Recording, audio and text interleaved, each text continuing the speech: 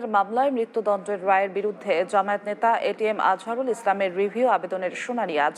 আজহারুল ইসলামের রিভিউ আবেদনটি প্রধান বিচারপতি ডক্টর সৈয়দ রেফাত আহমেদের নেতৃত্বাধীন বেঞ্চে শুনানির জন্য কার্যতালিকার ১৯ নম্বরে রাখা হয়েছে।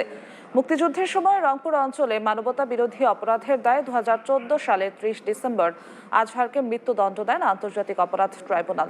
এ রায়ের বিরুদ্ধে আপিল করেন জামায়াতের এই নেতা। ২০১৯ সালের ২৩ অক্টোবর এটিএম আজহারুল ইসলামের মৃত্যুদণ্ডের রায় বহাল রাখেন আপিল বিভাগ। পরে এই রায় পুনর্বিবেচনা চেয়ে আবেদন করেন আজহার। আওয়ামী লীগের সময়ে দেয়া রায়কে প্রহসন বলে দাবি করে আসছে তার আইনজীবী ও জামায়াত ইসলামী। জামায়াতের সহকারী সেক্রেটারি জেনারেল এটিএম আজহারুল ইসলামের মুক্তির দাবিতে সম্প্রতি বিক্ষোভ সমাবেশ করে দলটি। তার মুক্তির দাবিতে প্রধান উপদেষ্টার কার্যালয়ের সামনে গণ অবস্থান এবং জামায়াতের আমির স্বেচ্ছায় গ্রেফতারের কর্মসূচি দিলেও দেশের সামগ্রিক পরিস্থিতি বিবেচনায় তা স্থগিত করে দলটি।